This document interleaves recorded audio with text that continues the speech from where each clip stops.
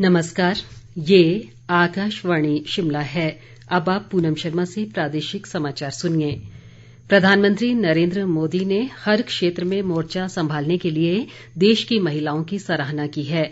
आकाशवाणी से आज मन की बात कार्यक्रम में उन्होंने कहा कि महिलाएं विभिन्न क्षेत्रों में नई ऊंचाइयां छू रही हैं और पुराने मिथकों को तोड़ रही हैं।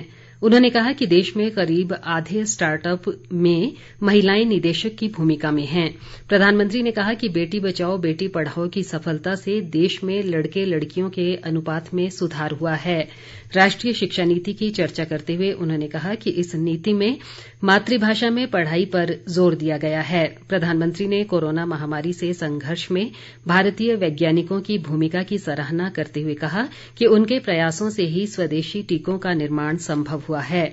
उन्होंने शिवरात्रि और होली जैसे आगामी त्योहारों को वोकल फॉर लोकल के साथ मनाने का भी आह्वान किया।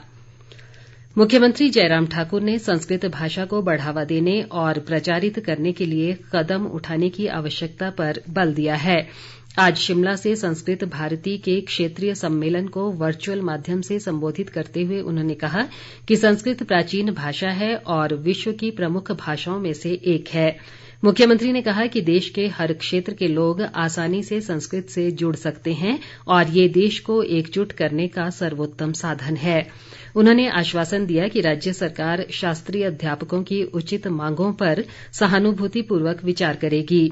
जयराम ठाकुर ने कहा कि सरकारी स्कूलों में शास्त्रीय अध्यापकों के अनेक पद भरे जा रहे हैं ताकि विद्यार्थी इस प्राचीन भाषा को सीख सकें। प्रदेश में पल्स पोलियो अभियान के तहत आज 5 वर्ष तक की आयु के बच्चों को पोलियो खुराक पिलाई गई। राज्यपाल राजेंद्र विश्वनाथ आर्लेकर ने धर्मशाला में अभियान का शुभारंभ किया। कांगड़ा जिले में इस अभियान के तहत 1,21,000 से अधिक बच्चों को खुराक पिलाई जाएगी। इस अवसर पर राज्यपाल ने कहा कि लोगों को चिकित्सा सेवाएं प्रदान करने में स्वास्थ्य कर्मचारी सराहनीय सेवाएं दे रहे हैं। आज खुराक पीने से वंचित रहे बच्चों को कल 28 फरवरी और 1 मार्च को घर घर जाकर दवाई पिलाई जाएगी। वन मंत्री राकेश पठानिया ने कहा है कि जाइका के सहयोग से वन क्षेत्र को बढ़ाने पर बल दिया जाएगा। धर्मशाला में पत्रकार सम्मेलन में उन्होंने कहा कि वन विभाग जल्द ही अपना एक नया नर्सरी विंग शुरू करने जा रहा है ताकि विभाग को उच्च गुणवत्ता की पौध सुनिश्चित हो सके। पठानिया ने कहा कि जाइका परियोजना के प्रथम चरण में नूरपुर, धर्मशाला, पालमपुर व देहरा वन मंडल को चयनित किया जा रहा है। योजना के तहत लोगों की आजीविका बढ़ाने व स्वरोजगार मुहैया करवाने पर जोर दिया जाएगा। तकनीकी शिक्षा मंत्री रामलाल मारकंडा ने कहा है कि राज्य सरकार का लक्ष्य युवाओं को स्वावलंबी बनाना है। सोलन में आज रोजगार मेले की अध्यक्षता करते हुए उन्होंने कहा कि मेक इन इंडिया और स्टार्टअप जैसी महत्वाकांक्षी योजनाएं युवाओं के लिए सफलता के द्वार खोल रही हैं। मारकंडा ने बताया कि राज्य के सभी जिलों में बड़े रोजगार मेले आयोजित किए जाएंगे ताकि अधिक से अधिक युवाओं को बेहतर रोजगार मिल सके।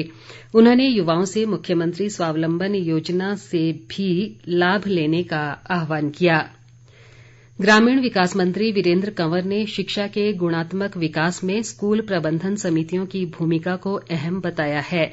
ऊना में आज एक जागरूकता शिविर में उन्होंने कहा कि जिम्मेदार, सक्षम और संस्कारों से युक्त नागरिकों का निर्माण करना ही शिक्षा का मुख्य लक्ष्य है।